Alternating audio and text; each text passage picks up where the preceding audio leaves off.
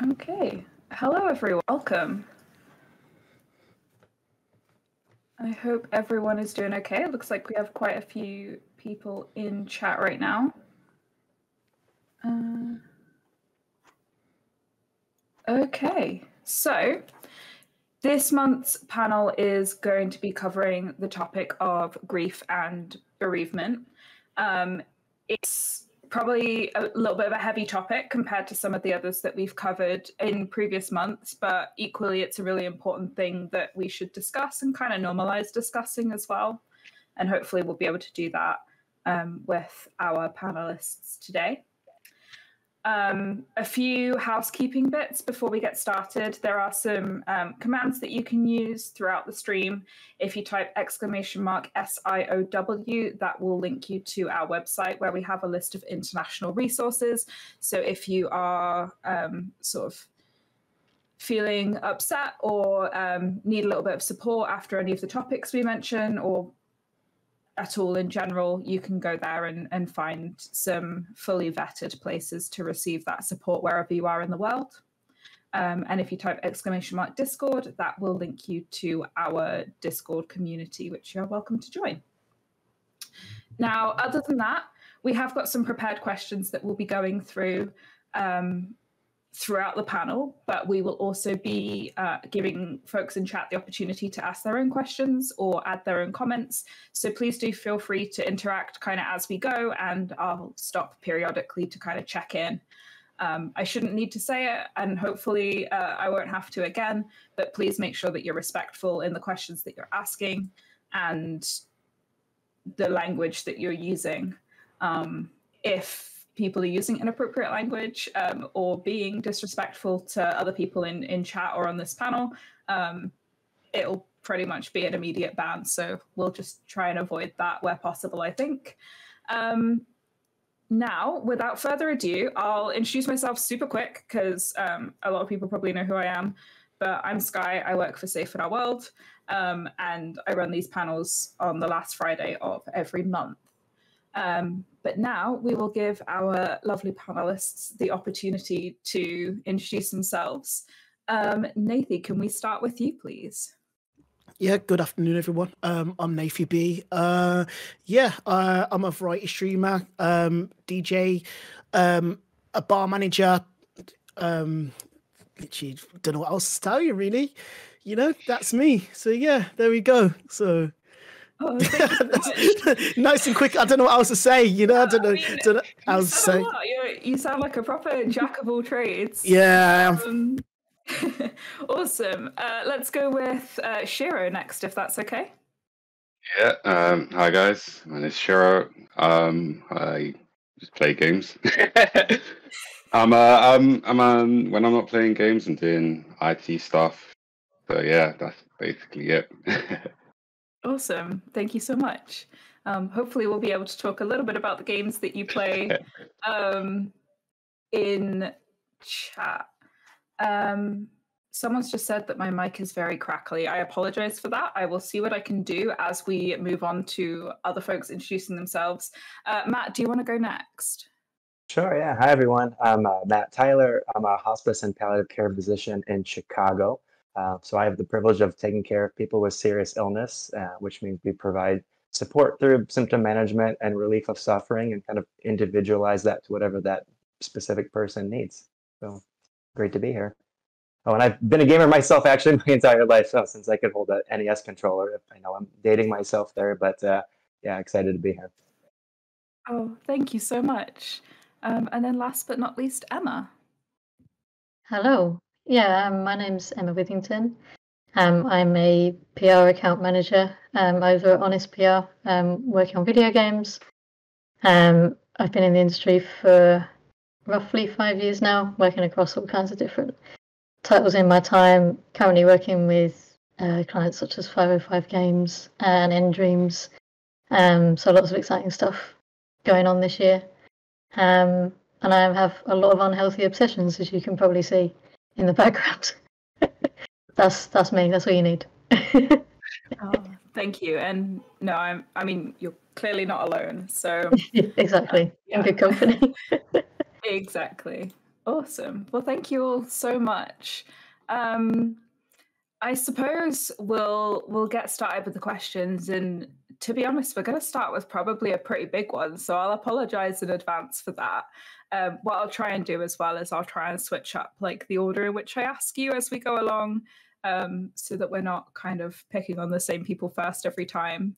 But the first kind of question I had, and the first thing I wanted to explore with you all, was what has been your experience with grief, in as much as you'd like to tell us. Matt, we'll start with you this time, if that's okay. Sure, yeah. I guess the most obvious answer here is that my primary experiences with grief are kind of working adjacent to it through my work. And the type of grief that I encounter the most in my day-to-day is what I call anticipatory grief, meaning those kind of grief-like symptoms, the yearning for something you can't have, but kind of before you've actually lost it, right? When you're faced with someone who is at the end of their life, you start to kind of already feel those feelings of loss and anticipation. And actually, Elizabeth Kubler-Ross, who kind of came up with those 5 stages of grief, they were kind of actually describing this part of the grieving process, the anticipatory grief, and often for folks who are anticipating their own death. So those are my primary experiences. I've kind of experienced grief in different ways in my personal life, not in the traditional sense of a loss of someone very close to me. But yeah, I'll stop there and let other folks chat too. Oh, thank you so much. And yeah, I think that brings a really, I guess, an interesting perspective to what we're going to discuss, in terms of being in that position where you're helping other people through their grief, and particularly, as you mentioned, sort of, preempting your own passing. So yeah, I think that it'll be very interesting to talk about that a little bit later on.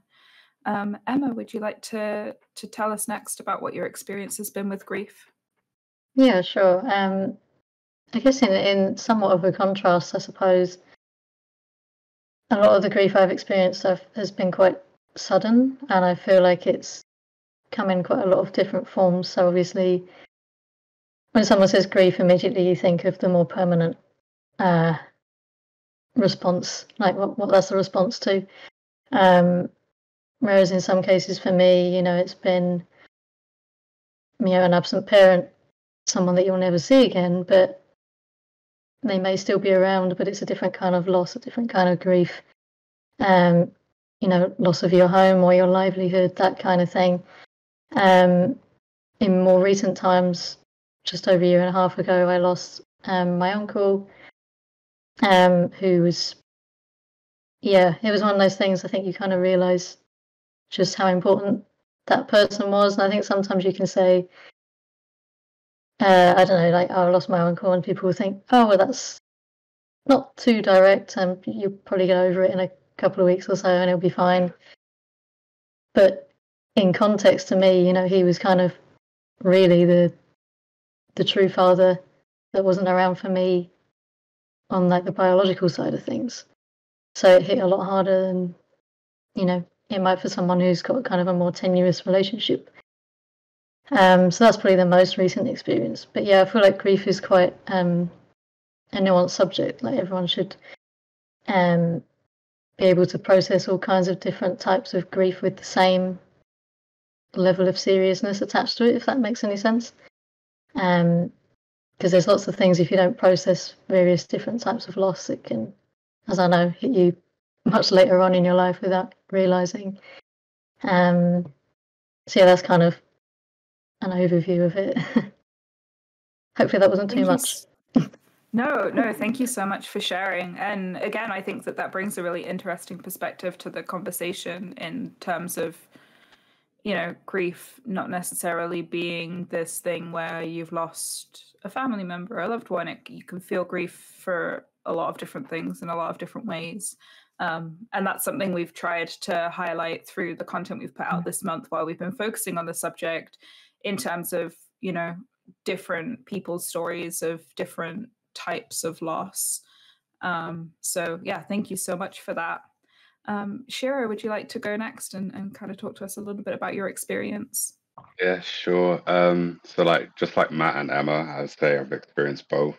So when I went to uni, I lost a flatmate, and which, obviously in uni you just getting to know people. It was only like maybe 6 months into, so like that connection wasn't as strong as family members, but it was like the first time I've ever experienced something like that. And then just last year, I lost my dad through cancer, but Mm. it wasn't like sudden. Obviously, how horrible cancer is. Seeing someone that is always there and strong suddenly just turn into something totally different. So both like experiences are, well, both horrible. I can't say like one was more horrible than the other. It was just both pretty bad. But yeah. Yeah, thank you again so much for sharing. It is, I mean, like you said, it's not something that you can kind of quantify as this was worse than this thing, because a lot of situations are very different. Like you mentioned, whether it's something that you can kind of see coming, as Matt was kind of speaking to as well, or if it's something that is more sudden. But yeah, hopefully we'll be able to kind of have a look at all of those sides of things today, and hopefully, help some people out in kind of talking about it and understanding those feelings a little bit better. And then finally, Nathy, would you like to tell us a bit about your experience with grief? December, I lost my granddad, and then what happened was that was like a big shock to like the family and stuff like that. It was a bit unexpected, but it's one of them things that happens through life. I think probably the main unexpected one really was we lost our cousin. Well, my cousin, we lost him about 3-4 years ago. That was a shock because it was just generally happened, and it was. I think that was more hard to deal with because it was more like a national news situation. But yeah, that's really it, to be honest with you. Yeah, I mean, again, thank you so much for sharing. I appreciate you all so much for sharing these, like, very vulnerable things. But as I said, I think that it's a really important conversation to have. It's really important to talk about. So yeah, thank you so much. My next question that I kind of wanted to move on to is, for any of these instances that we have just discussed, what has helped you to manage that grief? And we can look at that kind of in the immediate beforehand, or in the months and years that follow it, because I think, Emma, you kind of alluded to this, but there's not really a timeline on how you cope with things. Maybe Shiiro, you can take us first on this one, with what's helped you to manage your grief. Yeah, sure. Initially, I didn't do very well. I didn't want to talk to anyone. Just wanted to be by myself for both cases. With my dad more, actually, my friend said, "Hey, come into this Discord group. Like we just play games, just chat rubbish, and just have fun." And started doing that. They brought me onto like Dark Souls and other games where I could just play, just sit down and just play the game and just not think about anything. And it was kind of nice to have that escape, especially like when Elden Ring came out, because all I did was just explore. And like I'll spend 9 hours just sat at my PC, exploring, having fun, and not really thinking about, other things. And I feel like games are a nice escape. Um, Yeah, so especially story-driven games, I love them. Just escape and don't have to think about anything else. But yeah, that's pretty much it. Yeah, no, I absolutely agree. And having something like Elden Ring to really immerse yourself into, and having kind of, new mechanics to learn and new characters to get to know, and just something to, stop you from thinking about it for a second. I can really relate to that. In fact, one of the articles that we published on our website this month was written by me about losing my cat, Jerry, who was my best friend of 14 years, and he was 18, maybe 19 when he passed away. And I really latched onto the game Ooblets at that time, because I just needed something that I hadn't played before, that I wasn't familiar with, that could just like take up all of my headspace and all of my attention, so that I wasn't like constantly going through things in my mind over and over and over. And I did find that, playing games was one of the only things that could occupy me in the way that I think at that time I needed to be occupied. So thank you so much. Nathy, would you like to talk to us next a little bit about what things have helped you manage your grief? I think it's mainly like, especially like trying to keep away, especially like the situation with my cousin and everything like that, because it was over social media. It was over on it was like a news around in that area and stuff like that. It was hard to deal with it because I was trying to get away. It was one of the situations where I was just trying to get away, and then it wouldn't help when people were calling or messaging the family and stuff like that. And I did go down a dark side. You know what I mean? Like it was hard for me because it was one of my younger cousins. It's one of my younger cousins that I grew up with. I grew up with. I was older than him, but grew up seeing him grow up to what he was, to how old he was, and before he passed. And it was just hard to see. It was something I've never like dealt with before as well. Like I've dealt with like sort of grieving and stuff in like the family with like death and stuff like that, but that kind of grief was hard at the time, and it was just.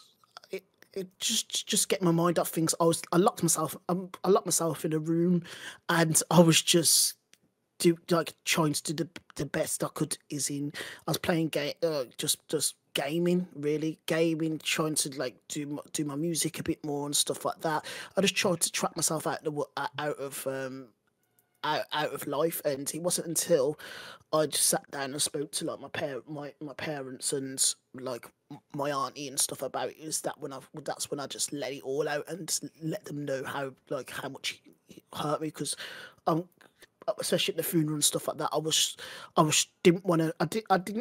I don't know what it was. I didn't get upset in front of everyone. I'm one of them people that don't really get myself upset or show my emotions and everything like that. But behind closed doors, I was showing my emotions kind of thing, especially in that sort of situation, especially when I had to lock myself in my room quite a lot because I just didn't want to connect with anybody kind of thing. But like the power of gaming and stuff like that made me feel better.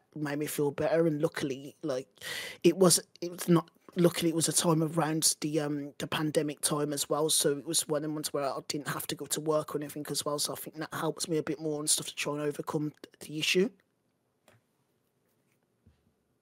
Yeah, thank you so much.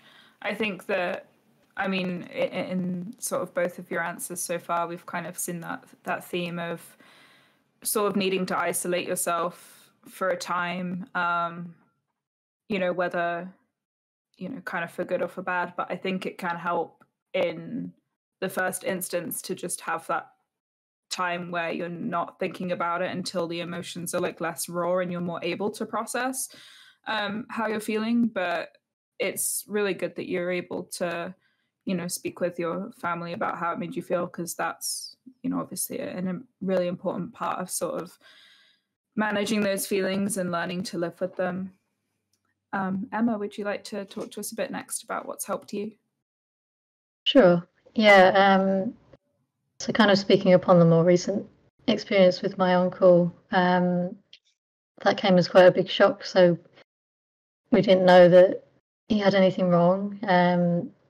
He was discovered by his partner, unfortunately, after she'd been away for the weekend. So, I kind of had the call from my mum and I was just kind of sitting in disbelief for a while because of COVID as well. I hadn't actually been able to see him for 2 years due to sort of vulnerable members of the family. So it was kind of hard to process that he wasn't really around, especially as soon as it'd been that long since I'd been able to see him in person. So for me, it was kind of a combination of games and people.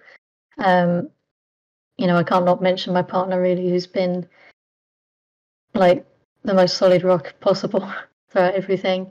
And I don't handle this stuff well. Like, I physically got quite ill for about a year after that. In my stomach, I think I was trying to process it and thought I was doing okay, but my body said otherwise, basically. So, but during that time, I was playing a lot of Final Fantasy 14, still do. And Endwalker was coming out around that time too. And every week I would play, like every Thursday night, I still do this as well, play online with my group in the game. And I don't really know if I know how much it helped me, but having that one singular point in each week that was consistent and didn't move, I kind of knew I'd have that space, kept me going throughout the rest of the week, knowing I'd have that time with them in this other world. But yeah, I think Final Fantasy 14 and the group within it played a very big part in helping me keep moving forward and not stop. Thank you. It's interesting that, you know, you've all kind of mentioned so far that you've gravitated to these like bigger, more immersive games, and that have really offered you that kind of sense of escapism. And yeah, that's something that has been interesting to know. And thank you as well for mentioning about having those kind of like key points to maintain stability and maintain routine, because that can be, I mean, during any kind of period of mental ill health, that can be something that is really challenging. And just kind of like losing a sense of self almost, and that kind of thing. And especially as you mentioned, you were getting quite physically ill as well. So yeah, some interesting things to talk about. And thank you, Jake, in the chat for popping the website link in there for helplines if anyone needs them. And then Matt, would you like to talk to us a little bit about what's helped you manage your own grief, or what, you know, you kind of utilize in your job to help others? Yeah, of course. Thank you. And first, I have to say to Emma, I have to respectfully disagree that you don't handle this stuff well, because you're here having a conversation with strangers on the internet. I mean, you sound strong as hell to me. So props to you. Thank you. Yeah. And I'm actually glad I went last, because I think a big source of strength for me in managing my grief is just knowing the universality of it, right? It's so interesting, modern day fabrication than really how it's been through most of human history. But really, the universality of it provides me some comfort, to be honest. I also think it's important that we're pointing out there is a timeline to these things, right? Like immediate grief, the immediate loss is a much different animal than 6-12 months out, years out. And one of I think the common pattern that I'm hearing that we all experience is immediately after a significant loss, we kind of have that sense of a kind of shock and numbness and disbelief, and we seek that isolation as sort of a knee-jerk reflex. And yet the other side of that is there's sort of this yearning and pining for something that we can't have. And I think where video games fall into that is it gives us a sense of attachment to something, but it's something that we can control, right? Because we've just been betrayed in a way. Our world has shifted in a significant way, and that's very unsettling. And video games do provide this kind of beautiful anchor to start to kind of therapeutically work back a sense of control until you're ready to step up, foot out into society and start to talk to people about the experience and kind of move on in that healing process. And I shouldn't say move on, but move forward, because you don't really move on. from a loss. It's something that your identity is fundamentally changed after a big loss, but you do move forward. And I think, like to Dark Souls, I think is a great example of that, right? You keep getting your butt kicked over and over again. You just get a little bit further each time. I think Dark Souls is such a beautiful analogy to working through grief. Yeah, thank you so much. And you're absolutely right. Of that kind of just, you have to just keep going, and each time it might get a little bit easier, and there'll still be, periods along the way where you suddenly get your ass kicked by the boss that you weren't expecting, because it just comes back sometimes. But yeah, that'll lead us on really nicely to the next question about talking about video games that portray grief. But I'm just going to really quickly read out some of the messages in chat, because there have been quite a few really nice ones. I know that Jake said that when his gran died, it near enough killed him. They were so close, and he read at her funeral and felt like he had to do it. But that it felt good that he could give that to her for what she'd done for him. But yeah, it was a really challenging loss. But I'm really glad, Jake, that you were able to, do that and, not feel like, potentially if you hadn't, not feel regretful about it. And I'm sure that she will have appreciated it a lot. Sir Beckus, sorry if I'm mispronouncing that, in chat says, I have a question if possible. Have we talked about games as a way of reconnecting with people who are no longer around? I do that with some games I go back to because they remind me of someone, in my case, my brother. That's a really good question. Anyone feel free to jump in if you do have an experience with that. Yeah, for me, yes, especially the WWE collection. That I'm massively, I'm a massive wrestling fan. I've always been a wrestling fan ever since little, especially with like my granddad. My granddad put me onto wrestling when literally as soon as I was born. 2 weeks of being born, my granddad was there throwing me around, shouting suplexes and Hulk Hogan leg drops left, right, and centre to me when I was little, which then found my love for wrestling. And yeah, I think I do reconnect by playing wrestling games and watching wrestling stuff, which reminds me, especially my granddad, because we used to always sit there and watch it when we could, when I was living back at home with him and my parents and stuff. That was our routine. That was our routine every Monday and Tuesday night. We'll sit and we'll watch wrestling, we'll catch up with each other. So yeah, I feel me me using the wrestling game series is always a reconnection with my granddad, especially when they bring back like the legends and stuff like that as well, like people that my granddad told me about when I was younger that I never really got to watch, but I've watched them because of what he's told me about them. Yeah. Cool. Thank you so much. Did anyone else have any comments that they wanted to make on that question about, using games to reconnect with folks who aren't around anymore? I guess for me, it's not strictly games, but kind of similar to what you were just saying as well, like stuff that influences you or that you would call back to after they're not around. So like, he influenced me hugely in terms of like collecting things, and we shared a love of Tintin and various other kind of classic cartoons and stuff like that. So, when things like that come around, like there are a couple of video games with Tintin. Some of them are old, some of them are new. So anything like that would remind me of him and the kind of humor he has. So if I see that reflected in characters I encounter, those kind of father figure characters as well in some cases, and that kind of thing. I think Spiritfarer was also quite good for that, where you see the souls after they've passed on and helping them talk through not strictly regrets, but things they wanted to kind of sort out beforehand, and being able to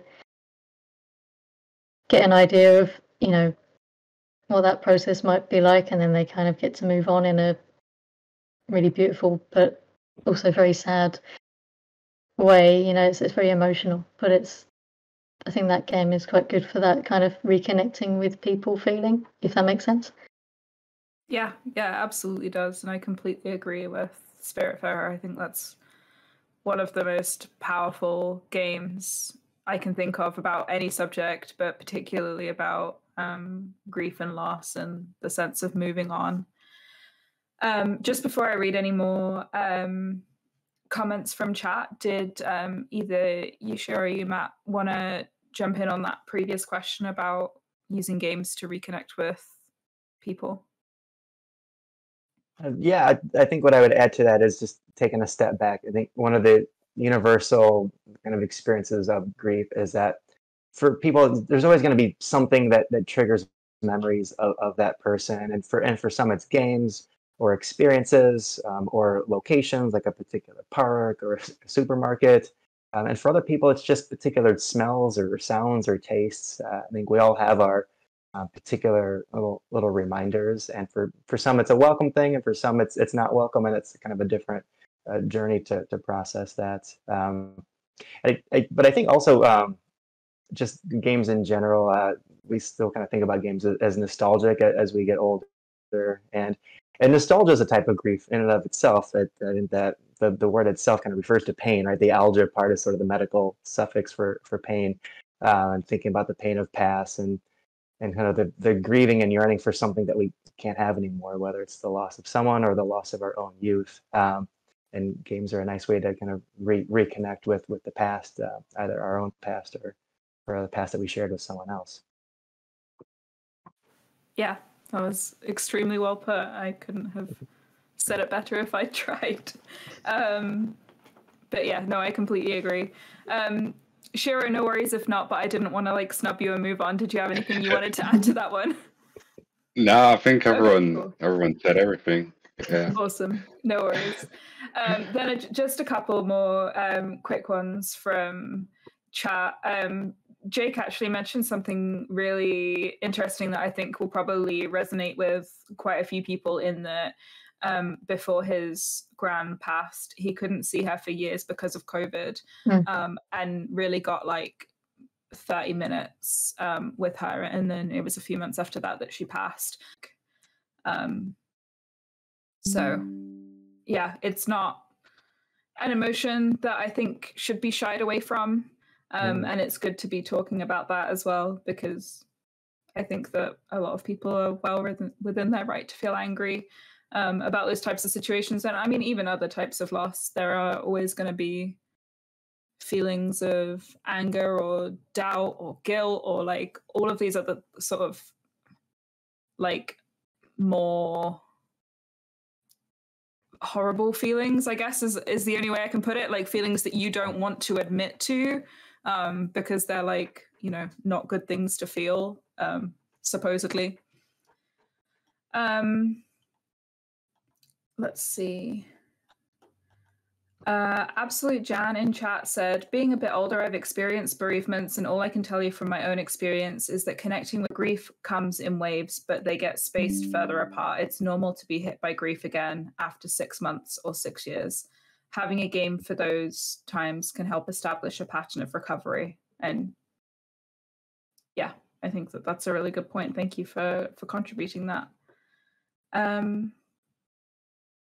So Becca says, I find Matt's point pretty interesting, but as someone who's Portuguese and a psychologist, I would argue nostalgia can be positive, or at least something that you may like to go through. Oh, absolutely. I was more referring just to the origins of the word too. But it's grief and grief adjacent things like nostalgia. They're messy things. They're a constellation of emotions, and there's a part of what makes grief so hard is there's love intertwined in there, right? Right. That's and some will argue that grief and love are the same thing, but it's really the sense of yearning and pining for something that you can't have anymore, that really makes grief what it is, and that's sort of the similarities with nostalgia. It's thinking about something that you can't have anymore, and for some, they can see the good in that and look back on that and smile, just as you could when you grieve someone. And for others, it's harder or at least more complicated. So yeah, no, I don't disagree with that point at all.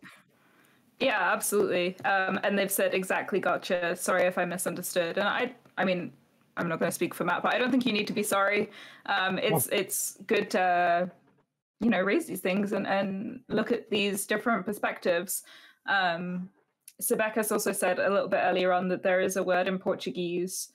I am sorry for how I'm about to try and pronounce this, called saudade.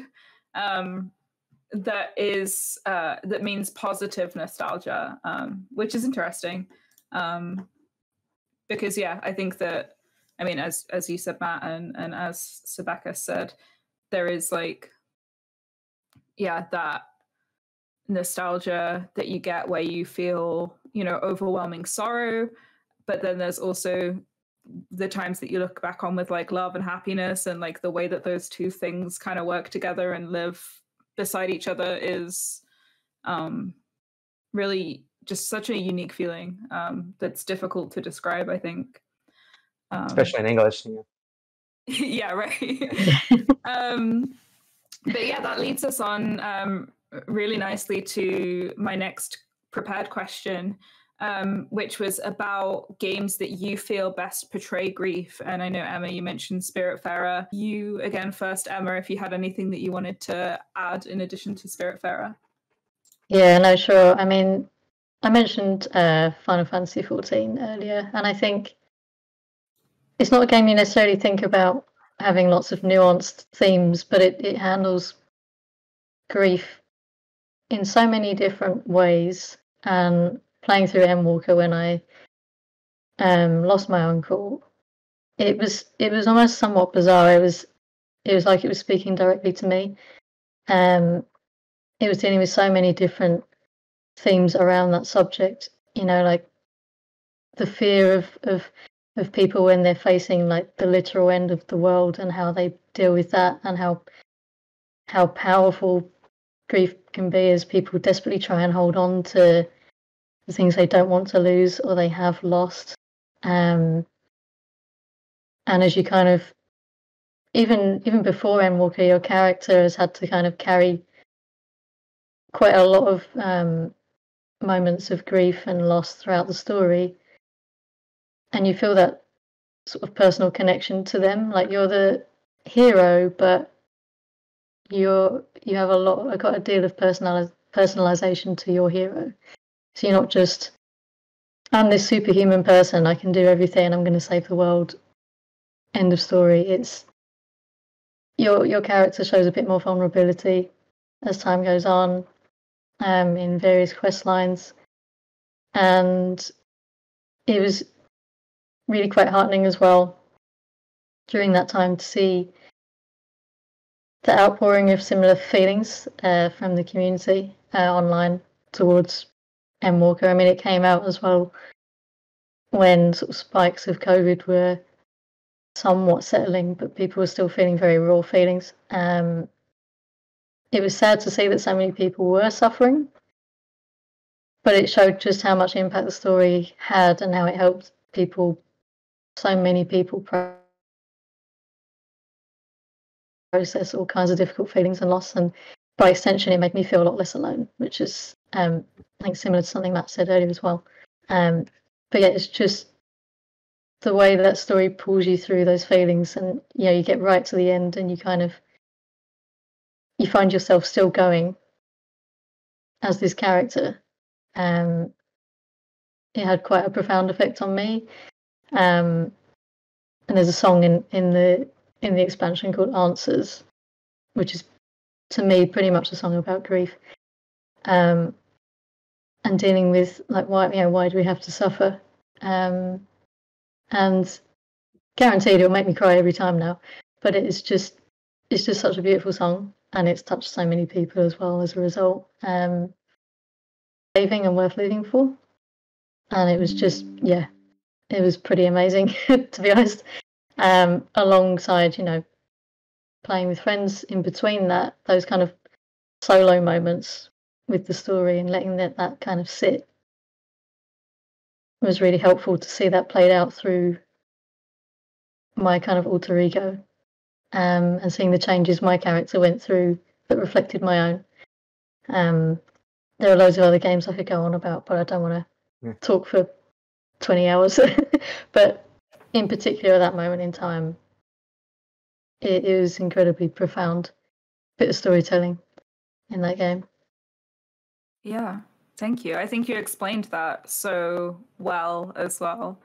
And that's something that is really unique about games, I think, versus other similar media like music or films and other forms of art, is that it gives you this unique opportunity to be put in the shoes of the people who are going through these things. And you can therefore connect and empathize with them in oftentimes a much realer or a much deeper sense than if you're just like watching it happen.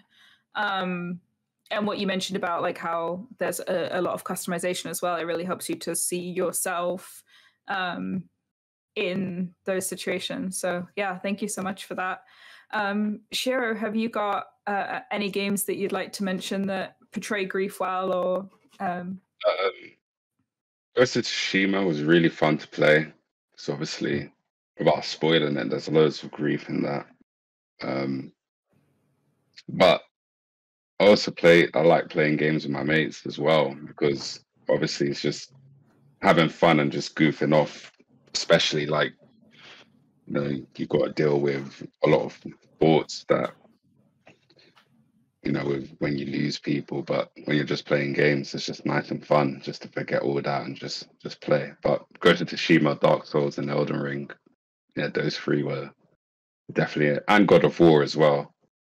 God of War was a really good one to play around that time, especially the first one. I really enjoyed playing the first one.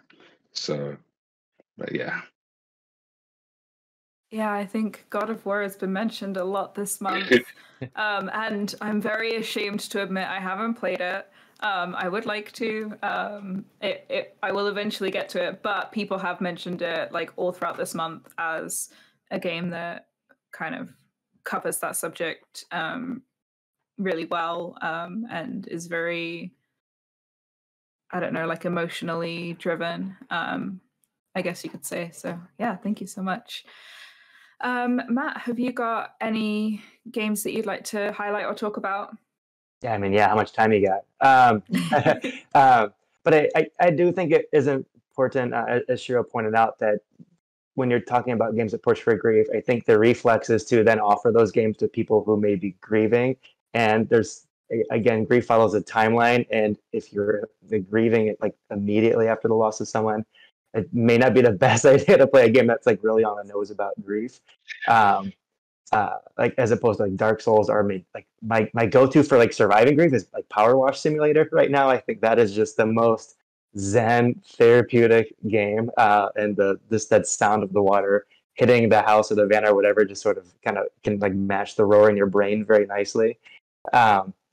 And then there's games that maybe go on to, you can draw metaphors to grief based on the game, and I think because it's such a universal thing, loss and grief, you can almost draw analogies to any game. But for the ones that really like are actually going out there and aiming to portray grief and do it well, obviously I love Spiritfarer.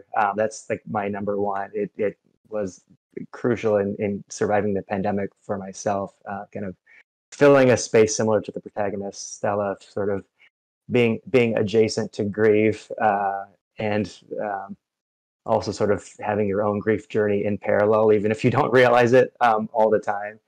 And I think and there's so much to unpack in Spiritfarer. We probably need like several hours just for this game alone. But I think it just does, first of all, just the bravery of adding dialogue to it. I know a lot of games kind of go out there for the symbolism of grief, but Spiritfarer like really like takes a chance on the narrative and the dialogue. And I think for the most part, they really nail just how messy it is with death and bereavement and all the emotions mixed in there. alongside all the mundane stuff, right? Because it's this management game, right? And there's just a lot of like sailing from island to island and like collecting stuff.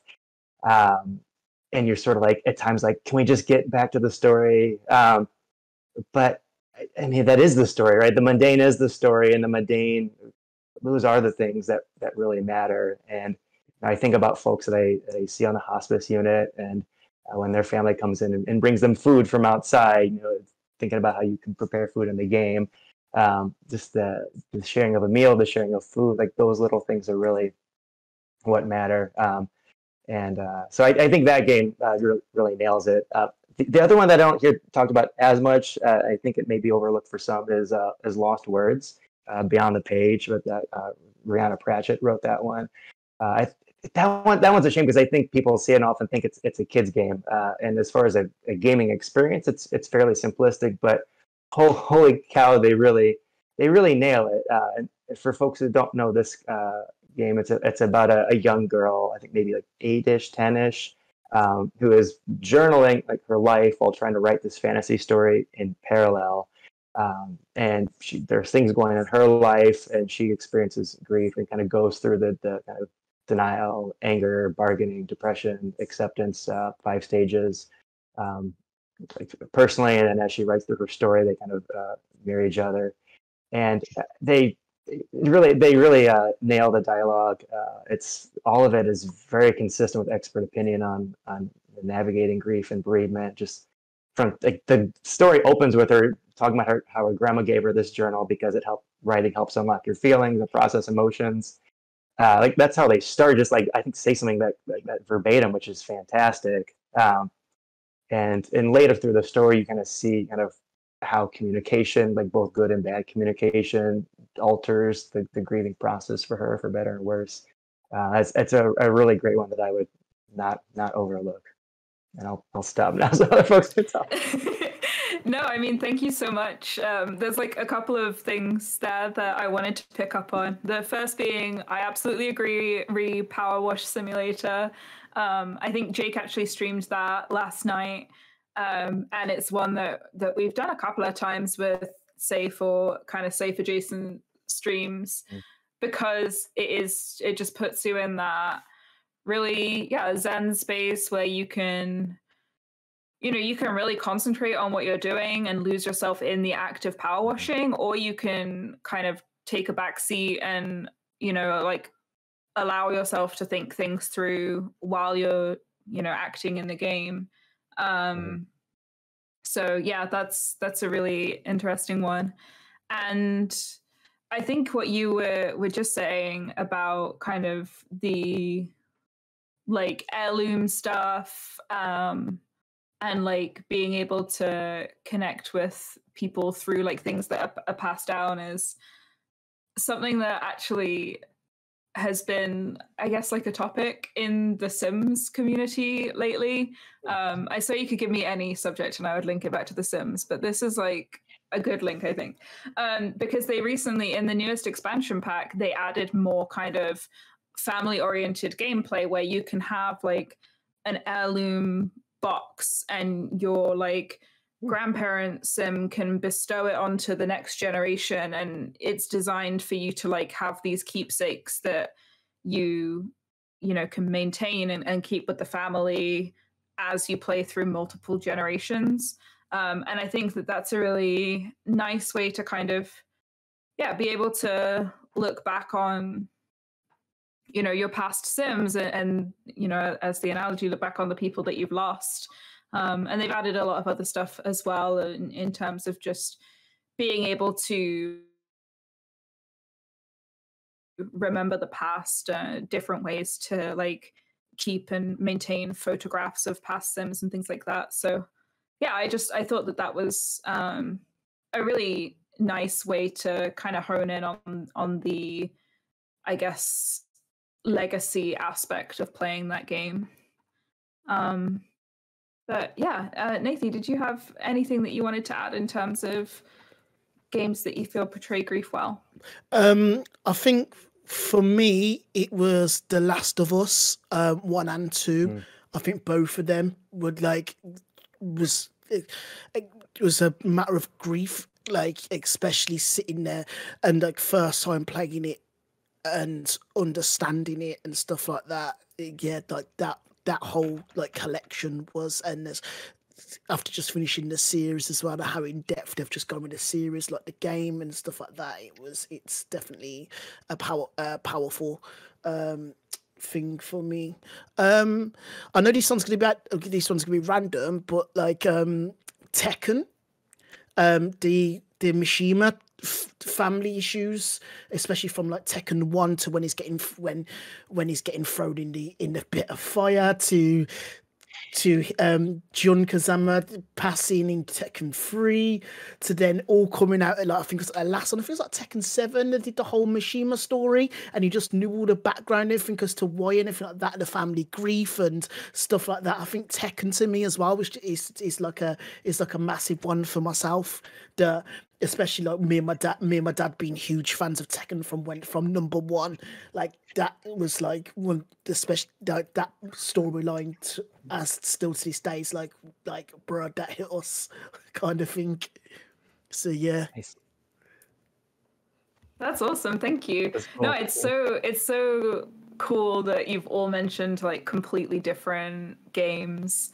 And I've seen, some people in chat. I think someone Busted in HD said Metal Gear Solid 5.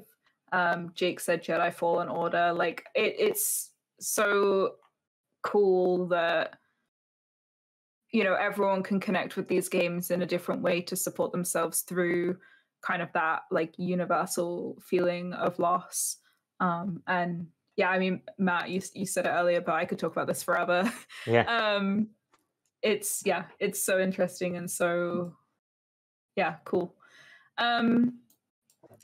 So moving on to sort of the last question I have prepared, and obviously we'll pick up anything in chat. If anyone else does have questions they want to ask, you can pop them in.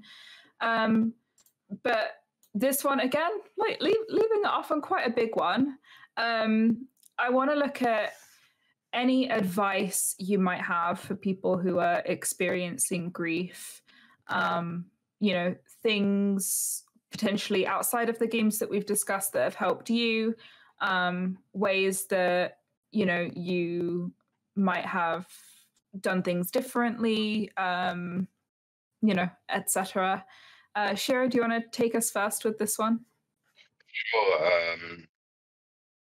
I would just say it's not an easy question, is it? It's not like a straight answer I could give, but for what I've experienced, make sure you have someone you can always talk to.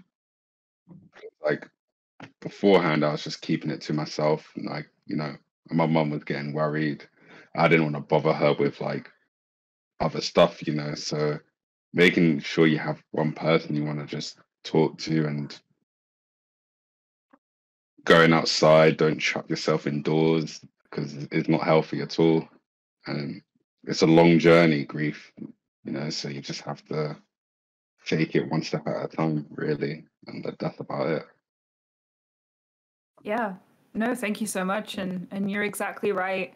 And again, if anyone, feels like they don't have someone that they can talk to for whatever reason, you can, if you're in chat now, type !SIOW to be linked to our website, or you can go to safeinourworld.org and that will be linked in the YouTube video when we upload it. But there are a lot of helplines available for you to specifically talk through how you're feeling with people who are there to help and listen. So even if you don't feel like you know anyone who you can talk to, please don't feel like you have to go through that alone.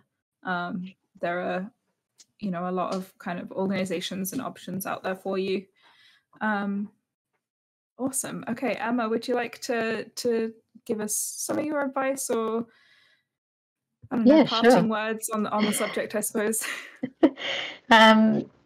So yeah, a little bit similar. I've got 3 things I can kind of think of, but don't push people away. If you do have, you're not going to feel like chatting and being on, online and speaking to people, every night and have that kind of energy. So, when you do want that space, just let your friends know, or let someone know close to you, saying, you know, don't feel like chatting right now, but, you know, I'll be around. And then they'll kind of know to check in with you, and just making sure you don't just disappear off the face of the earth, basically. I think is a good thing to do. Something I'm quite adamant about is to not push through based on some kind of perceived timeline, because you feel like you have to, based on work culture or anyone else, like, or how anyone else processes things. Take the time that you need, because that's the most important thing. Otherwise, you'll have a bit of a nasty shock down the line, and it will hit you when you don't get the choice, and it will force you to take a break. Speaking from experience on that one. And yeah, kind of like we talked about earlier, making a little bit of time each week of something to look forward to. It doesn't have to be big, like even necessarily going out. Maybe it's a treat night and you get a takeaway, or, you know, a visit to a coffee shop to get a hot chocolate for yourself, or being online with friends, whatever it is that will kind of serve as a little benchmark each week for you to work towards. You know, I think that's been really helpful for me. So yeah, those are the three things I can think of. Yeah, thank you so much. And I think, I mean, what you said about sort of feeling what you need to feel is really important, because that's a conversation I've had quite a lot this month in particular, but also in general throughout my life, is like is feeling like you shouldn't be feeling the way that you are after losing someone. So, I mean, for example, one of my friends from school passed away very suddenly when we were about 19. I felt like I shouldn't be able to feel sad because, you know, we weren't best friends, or we hadn't spoken in a long time, or whatever. And I know that a few other people that I've spoken to this month have felt a similar way about losing someone that they weren't like super close to, but that it just hit them really hard. And kind of, I mean, it's the same way that I thought about my cat dying when other people are talking about like humans passing away. But yeah, I think what you said about just feeling what you need to feel and not being ashamed about it is really poignant. Okay, Nathy, would you like to give us some of your thoughts and advice? Again, talk, especially like men don't really talk as much and stuff like that, and it's always been put out there, like with men's mental health and stuff like that, they need to start speaking up and stuff like that. I feel especially like they like talk to somebody, because experiencing grief without talking to anyone is really hard. Like, I can say that myself, locking myself in a box, it wasn't good for me until I just put the courage and just literally just sat down and just spoke it all out. It felt so much better letting it out, because I felt I couldn't, at one point I felt I couldn't speak it out because that isn't a thing for me to do, kind of thing. Do you know what I mean? I was on that masculine, I forgot what it's called. It's gone up my head. Masculine toxic. Yeah, you know what I mean. You know what it's toxic called. Yeah, there we go. Yeah. That's the word. There we go.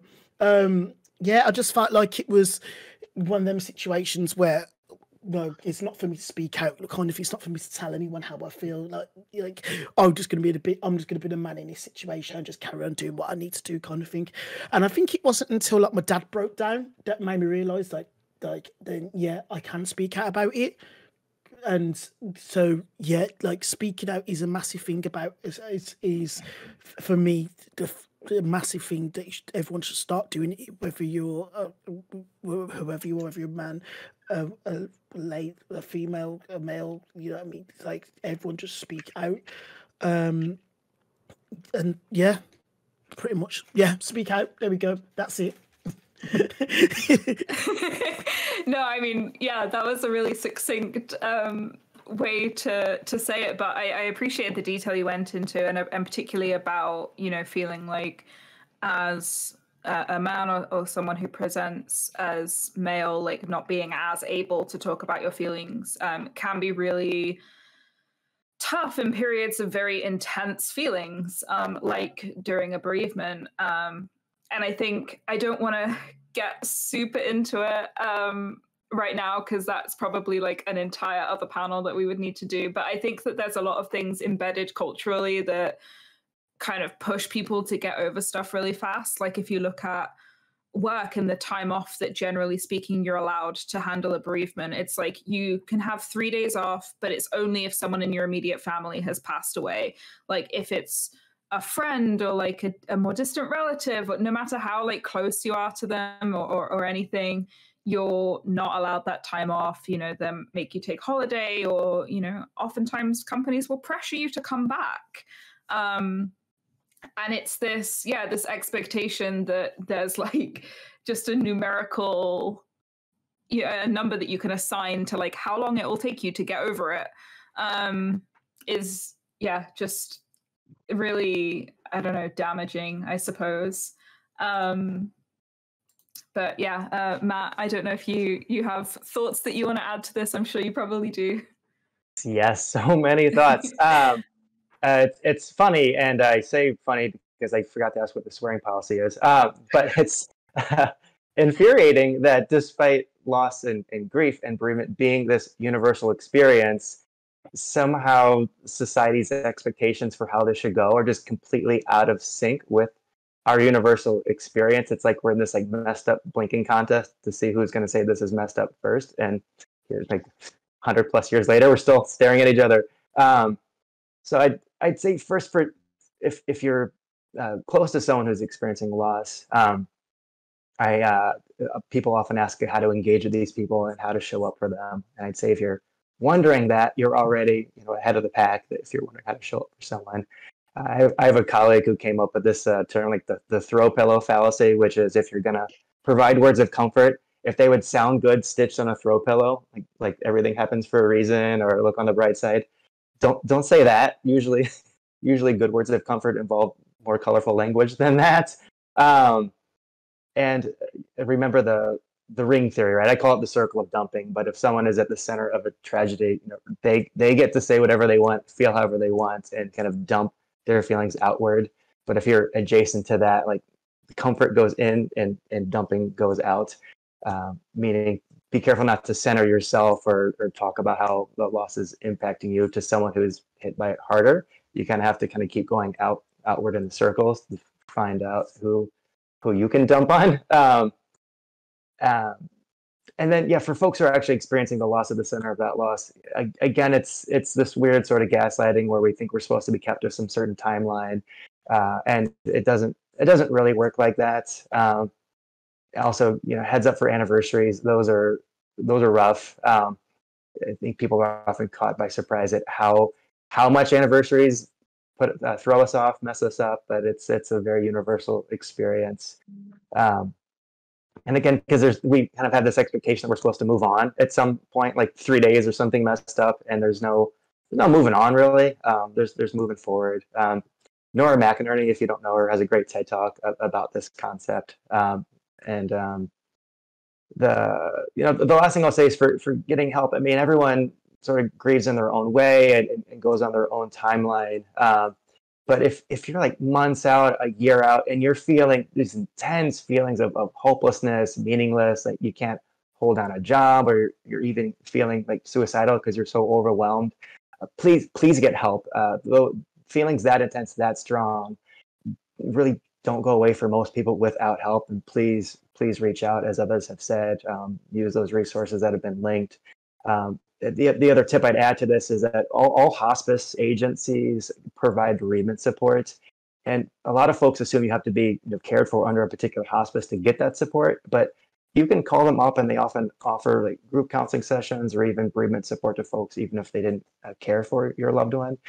So give them a call. I would encourage to reach out to ones that have been around for a long time. The ones that have been around for 10, 20 years tend to provide more robust support, but you can always call them up and you'll find a social worker, a volunteer, a bereavement counselor kind of connected to them, and they'll be able to provide you some more resources too. Thank you so much. And yeah, you're absolutely right about reaching out for support. I know in the UK, at least, it's worth speaking to your GP about social prescribing. So like if they can refer you to support groups that are in your local area, usually there are a lot of things, but they're just not necessarily overtly advertised. So yeah, definitely reach out to professionals as well as friends and family if you feel like that's what you need. Or, you know, as Matt said, if you're kind of feeling the grief a lot is the only way that I can kind of explain that. JFC Fuller in chat says, speaking of the importance of talking, I'm 59, so I've lost a lot of people, the last being my mother and a friend I've known since my teens, both just over a year ago. I'll often light a candle or incense and talk to them. Things that would interest or amuse them, I find it useful. Yeah, that's a really good point. And I think that times of grief, often people will turn to, I guess, more like spiritual activities than they have done before. But even if, you know, you don't kind of believe in spiritualism or anything like that, it can be so useful to just like say the words out loud or write them down, or, you know, practice doing things that you maybe wouldn't necessarily do. And was lovely, and that she does something similar, saving a place for them at Christmas and birthdays, etc. So yeah, like Matt said about anniversaries being really tough, there will also be special occasions that can be really, really tough, because, you know, if you're used to sitting down for like your Christmas dinner, your Thanksgiving dinner, whatever, and there's like a place where someone would normally be, that can really bring all those feelings to the forefront again. So yeah, just trying to think about times where you might feel that. I know it's, you know, not always possible to plan ahead, but, you know, trying to make sure that you have people around you who can support you during those times can be really helpful. Absolute Jan says, you don't get over loss, you absorb it and it becomes an integral part of your character. It makes you more empathetic and oddly enriched your life. And well, yeah, I agree. Yeah. As Matt said, it is something that fundamentally changes who you are, and how you'll experience, you know, the entire rest of your life up until that point. And then Bacardian also says, I lost my brother, then my twins at 16 weeks pregnant, and we always buy a birthday cake for them every year. I'm so sorry to hear that, but also thank you so much for sharing, and feeling comfortable to share, because yeah, I think that's another one of those really interesting facets of like bereavement that isn't talked about so much in terms of like, you know, a child that never had the opportunity to be born or something like that, that yeah, can just be so challenging in so many ways. But I'm glad that you have a means of sort of like connecting with them and feeling those feelings still. So thank you so much for sharing that. Yeah, I mean, thank you to everyone in chat. Thank you to all of you wonderful, lovely panelists for sharing. I appreciate the, as I said at the top of the stream, like this is a really difficult subject. So I appreciate you all talking so candidly about it, and hope that, you know, this kind of conversation is helpful to other people who might be experiencing it. And hopefully we can start to normalize conversations around grief so that people feel more able to talk about what they're feeling, no matter how or when they're feeling it. What I'll do in our last few minutes before we wrap up is I'll give everyone the opportunity to kind of talk about anything that they want to talk about, plug their stuff that they're working on, all that kind of thing. So I'll just go around and you can all kind of feel free to let us know what you've got going on or where people can find you. So Nathy, do you want to go first? Yeah, find me on literally all socials at DJ Nathy B. Basically just working on some stuff basically I'm still streaming, but at the moment with you being a little bit quiet, I'll be back streaming the next couple of weeks. I've got some stuff working on with WWE 2K23, which I've got a lot of stuff behind the scenes working on at the moment. So until that's all 100% ready, I don't want to stream yet. I don't want to come back and stream it because I don't want to do it half-hearted. So yeah, find me all on socials at DJ Nathy B, where you can find me. Yeah, feel free to drop me a follow. Any questions, let me know. Thank you so much. And again, we'll pop these in the YouTube description when we upload the pod, probably next week. So you'll be able to find it there if you're watching on YouTube now. Shiiro, do you want to go next? Where can people find you? What have you got going on? Yeah, sure. I stream every Friday from around 8 p.m. on Twitch. But you can find my links on my Twitter, Shiiro_JK. I think today we're going to be playing The Walking Dead. I've never played The Walking Dead, the Telltale game, so Oh, nice. it'll be interesting awesome. experience. And yeah, I mainly use Twitter, so all my updates will be there. So that's a good site to follow me on. Perfect. Sounds good. Emma, where can people find you, and what have you got going on? Well, I mean, as a PR, I feel like I plug things enough throughout the day and annoy people enough. But I'm on Twitter primarily, so yeah, you'd find everything there. At Withingtons. Mostly there's a lot of silly pictures of my character in 14, as well as anything I'm working on at the time, game-wise. So yeah, if you want to know a bit more about me, that's where you can go. Awesome. Thank you so much. And then last but not least, Matt. Yeah, I'm on Twitter at Palidad, Pallidad. Yes, I am corny. And I'm also on YouTube. I have a channel called How to Train Your Doctor, where I try to provide some pragmatic advice towards navigating serious illness and just navigating the healthcare system in general. A lot of it is kind of based out of my experience as a physician in the U.S., but kind of centers on communication tips and engaging with your healthcare providers in a way that helps keep you at the center of everything. And most of the advice there is universal. So hopefully you'll find helpful things there too. That's awesome. Thank you so much. And yeah, I'm sure that there are a lot of people in our community that would find that helpful.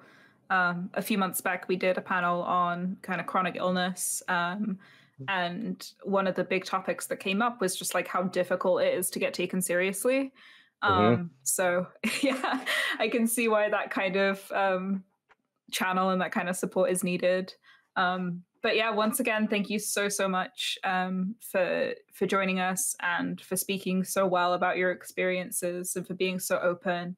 And thank you to everyone who's been in chat as well. I apologize for the sort of small connection issues we've had. Jake has very kindly volunteered to stitch everything together so that it'll look good on YouTube.